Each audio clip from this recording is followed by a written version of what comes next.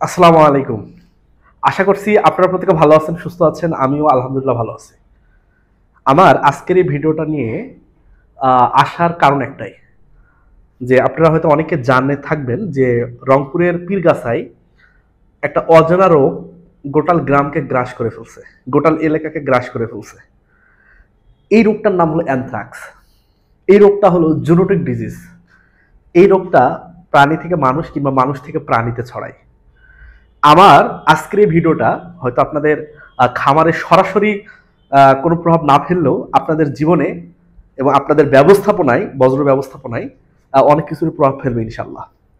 তো আপনারা ভিডিওটা প্রথম থেকে শেষ পর্যন্ত দেখবেন এবং অনেক কিছু উপকৃত হবেন। এবং আপনারা যারা ভিডিও দেখেন, আপনারা দয়া করে একটা করে লাইক দিবেন। এতে করে আমি কিন্তু একটু বেশি অনুপ্রেরণা পাই। তো লাইক যদি দেন ভাই, একটু ভালো লাগে, ভিডিও বানানোর অনুপ্রেরণা পাই। তো আমি মূলত এই জুনোটিক ডিজিজ নিয়ে আজকে বিস্তারিত কথা বলবো, যে জুনোটিক ডিজিজ কি, কি কি রোগ আমাদেরকে ছড়ায়, কিভাবে ছড়ায়, কিভাবে প্রতিরোধমূলক ব্যবস্থা আমরা নিতে পারবো, এই জিনিসগুলো নিয়ে আলোচনা করব। রংপুরের যদি সংক্ষিপ্ত ইতিহাসটা আমি আপনাদেরকে একটু বলি, যে কিছু গরু অসুস্থ হয়ে যায় এবং গ্রামের অনেকেই ওই গরুগুলোকে জবাই করে কম দামে মাংস বিক্রি করে এবং এই মাংস অনেকে কিনে অনেকে খায়। আক্রান্ত হয়ে গেছে, গরু কিছু মারা গেছে এবং গরুর মাংস জবাই করার পর গরু মাংস কাটার সময় অনেকের হাত কেটে গেছে এবং তারাও কিন্তু আক্রান্ত হয়ে গেছে। অলরেডি কয়েকজন ব্যক্তি মারা গেছে এবং গোটাল গ্রামের বা গোটাল এলাকার শতাধিক ব্যক্তি এই রোগে আক্রান্ত এবং অনেকগুলো গরু মারা গেছে। এবং বাংলাদেশে এটা কিন্তু একটা চাঞ্চল্যকর একটা তথ্য বলবো আমি, চাঞ্চল্যকর একটা ঘটনা বলবো আমি।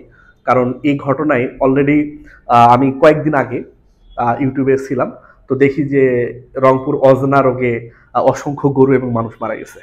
তখন যাওয়ার পর এই জিনিসটা পেলাম এবং তারপর আমি প্রয়োজন বোধ করলাম যে আপনাদেরকে জানানো দরকার যে জুনোটিক ডিজিজ বলতে আমরা মূলত কি বুঝি, এটাকে আমরা কিভাবে কন্ট্রোল করব, এটা একটু আপনাদেরকে জানানো দরকার। তো প্রথমে আমি শুরু করি যে জুনোটিক ডিজিজটা কি। শোনেন ভাই, কিছু রোগ আছে যে অসুখগুলা, যে গবাদি পশু, এই অসুখগুলা এই গবাদি পশু থেকে মানুষে ছড়ায় আবার আবার মানুষ থেকে এই সেম অসুখ গবাদি পশুতে ছড়ায়। তো এই অসুখগুলাকে আমরা বলতে পারছি হলো যে জুনোটিক অসুখ বা জুনোটিক ডিজিজ। তাহলে যে অসুখগুলা প্রাণী থেকে মানুষে ছড়াবে কিংবা মানুষ থেকে প্রাণীতে ছড়াবে, তাহলে এটার জলজান্ত উদাহরণ হলো বর্তমানে আমাদের যে রংপুরের পীরগাছা উপজেলা। এটা অনেক হাইলাইটেড, কারণ অনেক বেশি লোক আক্রান্ত হয়েছে। শুধু ওই এলাকা না, গোটাল বাংলাদেশের প্রতিটা গ্রামেই কিছু না কিছু এই রোগ ছড়ায়। তো আপনারা ভাই অসুস্থ গরুর মাংস খাবেন না, অসুস্থ গরুর মাংস জবও করবেন না, অসুস্থ গরু মানে মাটিতে পুঁতে ফেলবেন। কি করতে হবে সেটা আমি আলোচনা করতেছি। তাহলে জেনেটিক ডিজিজ পশু থেকে মানুষে ছড়াবে কিংবা মানুষ থেকে পশুতে ছড়াবে, কিংবা যে গবাদি পশু থেকে, একটা গবাদি পশু থেকে অন্য গবাদি পশুতেও ছড়াতে পারে। ঠিক আছে, তাহলে জেনেটিক ডিজিজ। এরপর যদি আমি বলি যে কোন কোন রোগ মূলত ছড়ায়, অনেকগুলা রোগ ছড়ায়, তবে যেগুলার রোগ সব থেকে বেশি ছড়ায় এবং যেগুলার গুরুত্ব একটু বেশি, মানুষের ক্ষতি করে একটু বেশি, ওই রোগগুলা নিয়ে মূলত আমি বেশি আলোচনা করছি। তো প্রথমে যে রোগটা নিয়ে বর্তমানে সময় সমস্যা, এটার নাম হলো ভাই অ্যানথ্রাক্স। আমি ভ্যাকসিন নিয়ে একটা ভিডিও করেছিলাম এবং ওই ভ্যাকসিনের ভিডিওতে আমি আপনাদেরকে বলেছিলাম যে 6টা মতো ভ্যাকসিন গরুকে দিতে হবে বছরে। একটা ভ্যাকসিন একবারই দিতে হয় আর বাকি 5টা ভ্যাকসিন প্রতি বছর গরুকে দিতে হয়। এবং এই 5টা ভ্যাকসিনের মধ্যে প্রথম ভ্যাকসিনটাই সম্ভবত আমি বলেছিলাম হলো অ্যানথ্রাক্স। অ্যানথ্রাক্স হলো এমন একটা রোগ যে আপনি কিছু বুঝে ওঠার আগেই, যে গরুর অসুখ হয়েছে ডাক্তার ডাকবেন কিংবা উপজেলা প্রাণী সম্পদে নিয়ে যাবেন, এই বুঝে ওঠার আগে আপনার গরু মারা গেছে। ঠিক আছে, বুঝে ওঠার আগে মারা গেছে। অথবা আপনি যখন ডাক্তারকে ডেকে আনবেন তখন ওনার পক্ষে আর কিছু করার থাকবে না, কারণ গরু প্রায় মরার দিকে। এই কারণে ভাই অবশ্যই অ্যানথ্রাক্সকে কন্ট্রোল করতে হলে অবশ্যই এটার ভ্যাকসিন দিতে হবে আপনাদের। আপনারা যারা ভ্যাকসিনের ভিডিওটা দেখেননি, অবশ্যই ভ্যাকসিনের ভিডিওটা দেখবেন। 2 নম্বর, অ্যানথ্রাক্স কিন্তু ব্যাকটেরিয়া দ্বারা হয়। 2 নম্বর, ব্রুসিলোসিস। এটাও ব্যাকটেরিয়া দ্বারা হয় এবং এটাকেও প্রতিরোধ করা যায় ভ্যাকসিন দিয়ে। 3 নম্বর টিউবারকিউলোসিস, এটার সাথে আমরা একটু ভালো পরিচিত আর কি, ভালো পরিচিত টিউবারকিউলোসিস, যক্ষা। আগে একটা স্লোগান ছিল 90-এর দশকে যে যক্ষা হলে রক্ষা নাই, কিন্তু এখন স্লোগান হলো যে যক্ষা হলে রক্ষা নাই, এই কথার ভিত্তি নাই। তার মানে এখন যদি যক্ষা হয় আপনি ভালো হতে পারবেন। আফ্রিকার কিছু অঞ্চলে, কিছু মানে ম্যাক্সিমাম অঞ্চলেই যক্ষা কিন্তু একটা আতঙ্কের নাম। এবং প্রতিরক্ষা আছে অনেক ধরনের, তার মধ্যে একটা প্রতিরক্ষা হলো গোষ্ঠীগত প্রতিরক্ষা। তো যারা নিগ্রো তাদের গোষ্ঠীগতভাবে এই যক্ষার বিরুদ্ধে প্রতিরক্ষা খুবই কম। এই কারণে যক্ষা হলে অনেক নিগ্রো কিন্তু মারা যায়। ঠিক আছে, বাংলাদেশে যক্ষার প্রকোপ খুব একটা বেশি না। আমরা যক্ষা হলেই যদি হয় কারো, হাসপাতালে গেলে ট্রিটমেন্ট নিলেই ইনশাল্লাহ আমরা সুস্থ হব। আমাদের ক্ষেত্রে যক্ষা বড় কথা না, কিন্তু এই যে যক্ষা হওয়ার পর যে ভোগান্তি, 15-20 দিন পড়ে থাকা, কোনো কাজ থেকে করা যাবে না, বসে থাকা, এটা ভাই তো বিরক্তিকর। এই কারণে হলো যক্ষার বিরুদ্ধে বাঁচতে হলো আমাদের কিন্তু ট্রিটমেন্ট নিতে হবে কিংবা প্রাণীদেরকে ভালোভাবে হ্যান্ডেল করতে হবে। এরপর যদি বলি র্যাবিস, সব থেকে বড় ঝামেলা র্যাবিস। আমি আল্লাহ যদি বেঁচে রাখেন আমাকে, আপনাদের দোয়ায় আমি র্যাবিস নিয়ে বিস্তারিত কথা আপনাদের তুলে ধরবো। কুকুর বিড়ালের কামড়ে কিভাবে র্যাবিস হতে পারে, কুকুর বিড়াল কামড় দিলে আপনারা কিভাবে কি করবেন, কিভাবে ভ্যাকসিনের কয়টা ডোজ নেবেন, গরু ছাগলকে কয়টা ডোজ দিবেন, হ্যাঁ, এই জিনিসগুলো আমি আলোচনা করব। এটা ভাইরাস ঘটিত রোগ, এটা যদি কারো হয়, আল্লাহ যদি নিজে যদি তার প্রতি সদয় হন যে ঠিক আছে হয়েছে হয়েছে, তাকে আমি বাঁচালাম, তাছাড়া ওই ব্যক্তি মারা যাবে। বুঝতে পারছেন, আল্লাহ যদি ডিরেক্ট মন খুলে তাকে ভালোবাসে এবং তাকে যদি বাঁচায় তাহলে বাঁচবে, তাছাড়া মৃত্যু অনিবার্য। তো ভাইরাস ঘটিত রোগ, এটা খুবই ঝামেলার রোগ। এটা কুকুর বিড়াল শিয়াল, হ্যাঁ, এরা কামড় দিলে ওদের লালায় বা একে যদি জীবাণু থাকে সেক্ষেত্রে কিন্তু এটা হতে পারে। তো আপনারা অবশ্যই যদি কুকুর বিড়াল কামড়ায়, রক্ত বাড়াক না বাড়াক যেটাই হোক, আপনারা সাথে সাথে হাসপাতালে যাবেন, উইথিন 24 ঘন্টার মধ্যে অবশ্যই ভ্যাকসিন নেবেন প্রথম ডোজ। এরপর কি আছে লেপ্টোস্পাইরোসিস, এটাও ব্যাকটেরিয়া দ্বারা হয়, এটাও ঝামেলার, ব্যাকটেরিয়া দ্বারা হয়, এটাও প্রাণী থেকে মানুষের হতে পারে। এরপর যদি বলি কিউ ফেভার, এটাও ব্যাকটেরিয়া রোগ। লিস্টেরিওসিস, এটাও ব্যাকটেরিয়া রোগ। এবং রিংওয়ার্ম, এটা কিন্তু ছত্রাক দ্বারা হয়। এটা হলো দাউদ, যেটাকে বলি আমরা দাঁত রোগ, চর্মরোগ, এই গোল গোল দাগ, গোল গোল দাগ, চাকা চাকা দাগ। তাহলে এই চাকা চাকা যে চর্মরোগটা, এটাকে বলছি আমরা রিংওয়ার্ম, রিংওয়ার্ম। আর এটাও কিন্তু গবাদি পশু থেকে আমাদের কিন্তু হতে পারে। তার মানে এটাও কিন্তু জুনোটিক। তাহলে জুনোটিক আরো ডিজিজ আছে, কিন্তু সব থেকে ইম্পর্টেন্ট এই যে 7টা ডিজিজ, এই ডিজিজগুলা থেকে বাঁচতে হলে আমাদেরকে অবশ্যই কোনো না কোনো প্রতিরোধ ব্যবস্থা নিতে হবে ভাই। এবং প্রতিরোধ ব্যবস্থা নেওয়ার আগে আমরা আরেকটু জানি যে এই রোগগুলা মূলত আমাদের দেহে কিভাবে ছড়ায় বা কিভাবে আমাদের ছড়াতে পারে, বা একটা অ্যানিমেলকেই কিভাবে ছড়াতে পারে, এই জিনিসটা আমাদের জানা আরো জরুরি। তো দেখেন যেভাবে এটা ছড়ায়, সরাসরি সংস্পর্শ, সরাসরি, যেমন একটা গরু আক্রান্ত হয়েছে, অ্যানথ্রাক্সে আক্রান্ত হয়েছে কিংবা ধরেন র্যাবিসে আক্রান্ত হয়েছে, ডিরেক্ট আপনি ওই গরুকে নাড়াচাড়া করতেছেন, লালা মুছে দিচ্ছেন, ঠিক আছে, লালা মুছে দিচ্ছেন, কিংবা ধরেন রক্ত কোথাও বাড়াচ্ছে সেটা হাত দিয়ে পরিষ্কার করছেন, কিংবা প্রস্রাব নাড়ানাড়ি করছেন, কিংবা গোবর দেখবেন অনেকে আমাদের বাসার মাছাসিরা কিংবা আশেপাশের লোকজনরা দেখবেন, আমি ছোটবেলায় দেখছি যে গোবর শুকাতে দিত হাত দিয়ে, বা গোবরের বিভিন্ন কাঠামো দাঁড় করাতো, ঠিক আছে, ওই জিনিসগুলাতে কি করতো পরবর্তীতে বর্ষার সময় কিন্তু জাল দিত। তাহলে যে গরুটার গোবর যে গরুটা আক্রান্ত, সেই গরুর গোবর কিন্তু এটা করার দরকার নেই, সেই গরুটার গোবরটাকে অবশ্যই মাটিতে পুঁতে রাখতে হবে, কারণ ওই গরুর গোবরের মধ্যেও কিন্তু জীবাণু আছে, মনে থাকবে, এটা কিন্তু জরুরি ভাই। তাহলে এটা যে লালা লালা ছোঁয়া যাবে না, রক্ত যাতে করে আমাদের দেহের ভিতরে প্রবেশ না করে, প্রস্রাব মল মানে পায়খানা, এগুলার থেকে ভাই সাবধানে থাকতে হবে। আর কিভাবে হতে পারে, যেমন বিছানাপত্র, একটা গরু যখন অসুস্থ হলো, ধরেন ওকে আমরা একটু খড় দিলাম যে একটু থাকতে, বা অন্য কোনো ম্যাটেরিয়াল দিলাম, বা ম্যাট দিলাম, কার্পেট দিলাম, তাহলে এগুলা দ্বারাও কিন্তু আমরা আক্রান্ত হতে পারি। পানির পাত্র দিলাম, পানির পাত্র যেখানে পানি খাওয়াই, সেটা দ্বারাও হতে পারি। কিন্তু ইকুইপমেন্ট, দুধ দুচ্ছি, ওই দুধের ইকুইপমেন্ট, ওগুলার দ্বারাও কিন্তু জীবাণু আমাদের দেহে আসতে পারে, কারণ জীবাণু অনেক বেশি পরিমাণে থাকে। আমাদের হাতে লাখ লাখ কোটি কোটি জীবাণু আছে। একজন ব্যক্তির দেহের সব থেকে বেশি জীবাণু থাকে ত্বকে, চামড়ায় এবং অন্ত্রে, ক্ষুদ্রান্তে এবং বৃহদান্ত্রে। অ্যানিমেলের ক্ষেত্রেও ঠিক তেমনই, যে ক্ষুদ্রান্তে বৃহদান্ত্রে সব থেকে বেশি জীবাণু আছে এবং ত্বকে, চামড়ায়, বিভিন্ন জায়গায়, লোমে জীবাণুতে ভরা ভাই। ঠিক আছে, জীবাণু তো ভরা। সুতরাং এই জিনিসগুলো একটু সাবধানে ব্যবহার করতে হবে। ব্যবহার করার আগে অবশ্যই সেগুলোকে পরিষ্কার করে নিতে হবে, ব্যবহার করার শেষও সেগুলোকে পরিষ্কার করে ভাই রাখতে হবে। আর এভাবে লেপ্টোস্পাইরোসিস ছড়াতে পারে। আর সরাসরি সংস্পর্শ দ্বারা সব থেকে দুটা সিরিয়াস যে রোগ, অ্যানথ্রাক্স এবং র্যাবিজ ছড়াতে পারে। এই দুটোই সবচেয়ে সিরিয়াস, এবং এই দুটাই ছড়াই হলো সরাসরি সংস্পর্শ, লালা কিংবা রক্ত কিংবা প্রস্রাব কিংবা পায়খানা। এরপর আর কি হতে পারে, যেমন দুধ, ডিম, এটা খুবই ইম্পর্টেন্ট।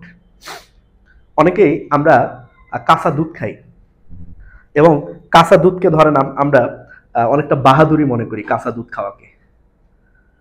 এটা করবেন না ভাই। কাঁচা দুধে আহামরি বাহাদুরি নাই। কাঁচা দুধে কিন্তু অসংখ্য ব্যাকটেরিয়া আছে। হ্যাঁ, কিছু ব্যাকটেরিয়া উপকারী আছে ধরলাম, কিন্তু অসংখ্য ব্যাকটেরিয়া আছে যেগুলা সবই ক্ষতিকর। তাহলে এগুলা যদি আমরা খাই, আমাদের দেহে যখন আসবে, তাহলে ভাই আমরা আক্রান্ত কেন হই না? আক্রান্ত না হওয়ার কারণ হলো আমাদের দেহের একটা প্রতিরক্ষা আছে। আমাদের দেহের ভিতরে যখন জীবাণু প্রবেশ করবে, তখন আমাদের ওই প্রতিরক্ষাটা বাইরে থেকে যে জীবাণু আসছে তাদেরকে ধ্বংস করবে। তাহলে ভাই আমরা আক্রান্ত কখন হই? যখন আমাদের দেহের প্রতিরক্ষা মানে অনেক বেশি পরিমাণে যখন আমাদের দেহের ভিতরে জীবাণু প্রবেশ করবে, তখন আমাদের দেহের প্রতিরক্ষা তাকে কন্ট্রোল করতে পারবে না, তখন মূলত আমরা বিভিন্ন অসুখে আক্রান্ত হই। তাহলে কাঁচা দুধ খাওয়া যাবে না। দুধকে অবশ্যই গরম করে খেতে হবে, অনেক গরম করে খেতে হবে। মনে থাকে যেন ভাই, দুধ গরম ছাড়া খাওয়ার দরকার নাই। এরপর ডিম।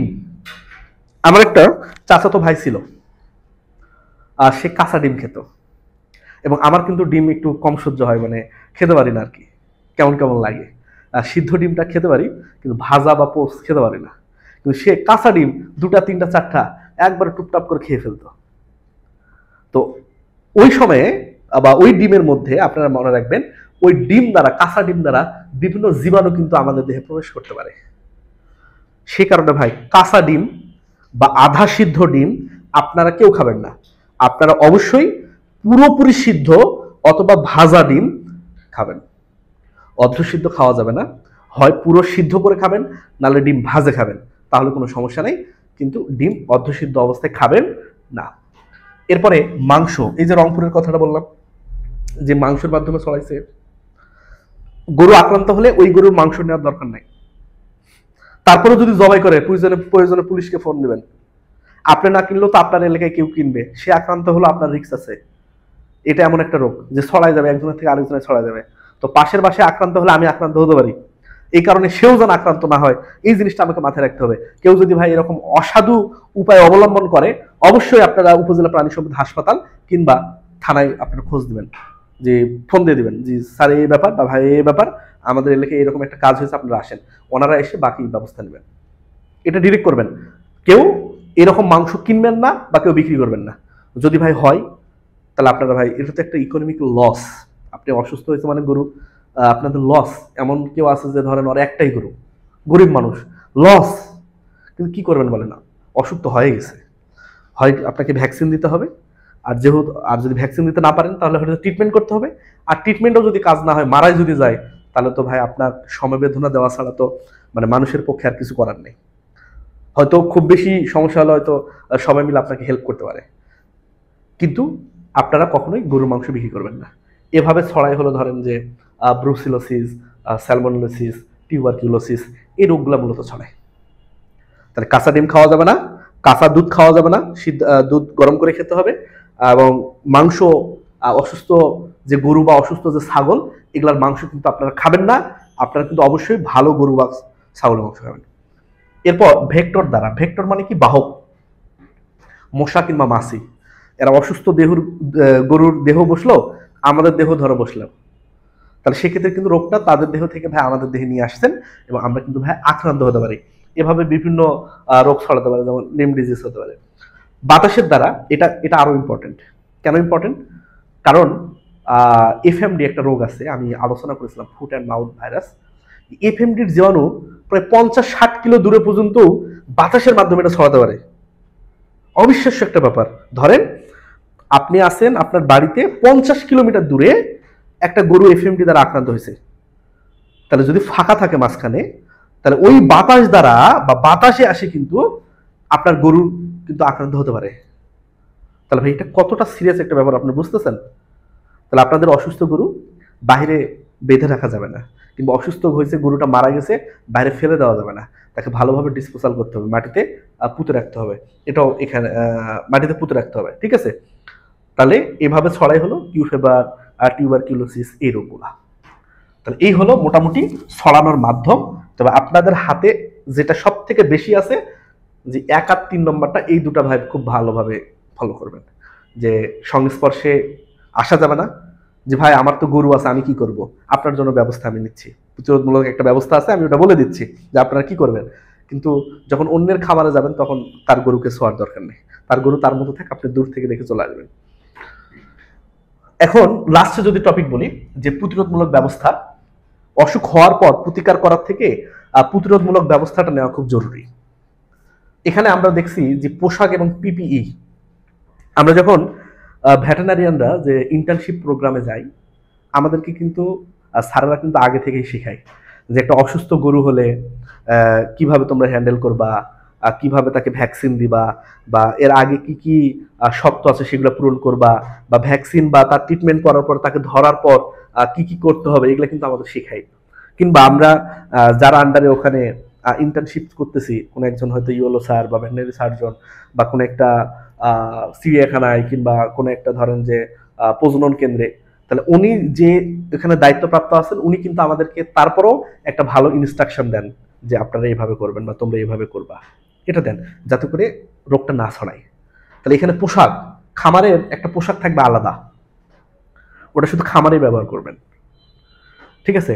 আর পিপি, যেটাকে বলছি আমরা পার্সোনাল প্রোটেক্টিভ ইকুইপমেন্ট, যেমন চশমা, মাস্ক, তারপর হলো হাতে গ্লাভস বা অ্যাপ্রন যদি পারেন, পায়ে গামবুট, এগুলা পরে যেতে হবে।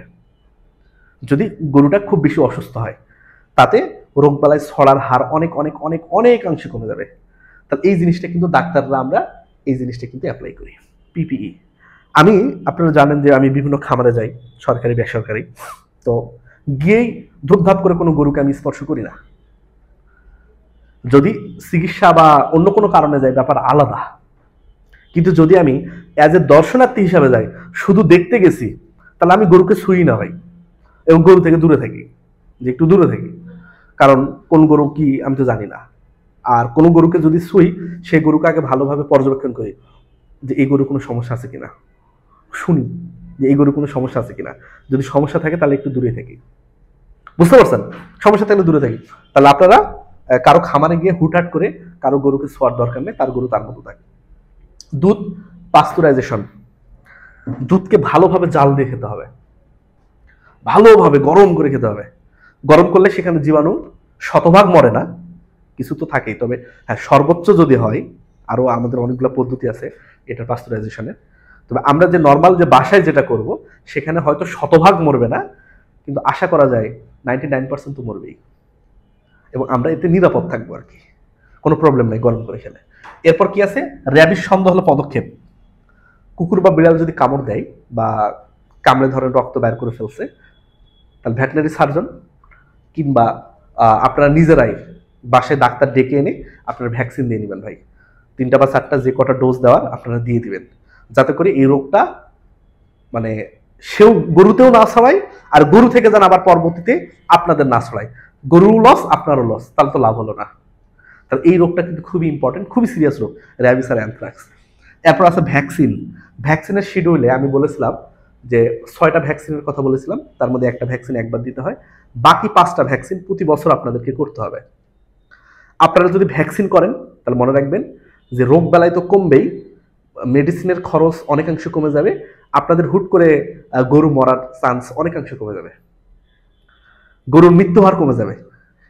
সব শেষে, বছর শেষে যখন হিসাব করবেন, তখন দেখবেন বরঞ্চ আপনি লাভবান হয়েছেন ভ্যাকসিন করার কারণে। হয়তো এই 5টা ভ্যাকসিন করতে হয়তো বা 3,000 টাকা লাগলো, ধরলাম সর্বোচ্চ ধরলাম, বা 2,500 টাকা লাগলো প্রতিটা গরু বছরে। ভাই একটা গরুকে আপনি মেলা টাকার মেডিসিন খাওয়ান হিসাব করলে, তো আপনি 2,500 টাকা ভ্যাকসিন দিতে পারবেন না। ভ্যাকসিন দিলে তো ওষুধপাতি অনেক কম লাগবে, এর পাশাপাশি কৃমির ট্যাবলেট, এই তো কৃমির এক, আর তো কিছু নাই। তাহলে অবশ্যই আপনারা ভ্যাকসিন করবেন। আর বজ্র ভালোভাবে নিষ্কাশন, এটা খুবই ইম্পর্টেন্ট। শোনেন, বজ্র জিনিসটা কি, প্লাসেন্টা আছে না, যে আচ্ছা, গর্ভফুল যেটা বাচ্চা হওয়ার পরে যেটা বেরোয়, বা 2 থেকে 4 ঘন্টা পরও বেরোতে পারে, বা 6 ঘন্টা পরও বেরোতে পারে, এই যে গর্ভফুলটা, এটা দ্বারা কিন্তু একজন ব্যক্তি আক্রান্ত হতে পারে। তাহলে গর্ভফুল যখন পড়বে, আপনারা কি করতে পারবেন, যখন একটু শুকনা চুন ছিটাই দিতে পারবেন। শুকনা চুন চুন ছিটা দেওয়ার পর মাটিতে গর্ত করে, 1 হাত অন্তত গর্ত করে, ওই গর্তের মধ্যে ওই গর্ভফুলটা ফেলে দেবেন, মানে পুঁতে রাখবেন আর কি, যাতে করে যদি ওটা সংক্রমিত হয়, ওটা দ্বারা যার মানুষ কেউ সংক্রমিত হতে না পারে। এবং ব্লিচিং পাউডার দ্বারা গোটাল খামারটা কিন্তু পরিষ্কার করবেন, যাতে করে রোগ বালাই যদিও থাকে, যার অনেকাংশে মরে যায়। আর এই যে মৃত প্রাণী যেটা, যদি কোনো কারণে গরু মারা যায়, ওটা চামড়া তো খুলতে যাবেন না, দরকার নেই চামড়া খোলার। এবং অনেক সুন্দর করে ওটাকে কবর দিবেন, মানে পুঁতে রাখবেন। যেমন ধরেন অন্তত অন্তত 5-6 হাত খুঁড়বেন মিনিমাম, এটা মিনিমাম 5-6 হাত খুঁড়বেন, প্রয়োজন আরো বেশি খুঁড়বেন। গরু যদি অনেক বড় হয় তাহলে তো 3-4 হাত এমনিতে নিবে, আরো বেশি খুঁড়বেন। বেশি খুঁড়বেন, খুঁড়ে ওই গরুকে পুঁতে ভালোভাবে মাটি টাটি ঢাকা দিবেন, যাতে শিয়াল টিয়াল কেউ কিছু নিয়ে যেতে না পারে। এবং এটা অবশ্যই দরকার, না হলে ওই একটা গরু মারা গেছে না, ওই গরুর জীবাণু বাতাসে সব দিকে ছড়াই যাবে, অনেকের আক্রান্ত হবে, আপনাদের বাচ্চা কাচ্চারও আক্রান্ত হতে পারে, এবং ভাই আপনারাও আক্রান্ত হতে পারেন, কারণ এটা তো বাতাস দ্বারা ছয়। এই জিনিসগুলো যদি আপনারা নেন, তাহলে প্রতিরোধমূলক ব্যবস্থা আপনাদের হয়ে গেল। আমি সবসময় বলি, প্রতিকার পরে আগে প্রতিরোধ, যে গরুকে রোগটা হতে দেব না, এই জিনিসটা আপনাদের মেন কনসেপ্ট হওয়া দরকার, যে গরু যাতে রোগাক্রান্ত না হয়। এটা ঠিক করেন, বাকি সব ঠিক হয়ে যাবে ইনশাল্লাহ। তো আশা করছি আপনাদের বোঝাতে পারছি। তারপরেও যদি কেউ না বোঝেন, অবশ্যই আপনারা কমেন্টে জানাবেন। তো রংপুরের যে পীরগাছা উপজেলা, এই উপজেলায় প্রায় 20,000 অ্যানথ্রাক্সের ভ্যাকসিন অলরেডি করা হয়েছে, এবং এটার আশেপাশে যে উপজেলাগুলো আছে, প্রতিটা উপজেলায় সম্ভবত 4,000 করে অ্যানথ্রাক্সের ভ্যাকসিন করা হয়েছে, এবং এই জিনিসটা আরো চলমান। এবং ওখানকার যে আমাদের ভেটেরিনারি টিম আছে, বা উপজেলা প্রাণী সম্পদ হাসপাতাল আছে, ওনারা যথেষ্ট চেষ্টা করতেছেন এটা সলভ করার জন্য, এবং এটা রিকভারি করার জন্য যথেষ্ট চেষ্টা করতেছেন। আপনারা দোয়া করবেন, আর ওই এলাকায় হলে একটু সাবধানে থাকবেন।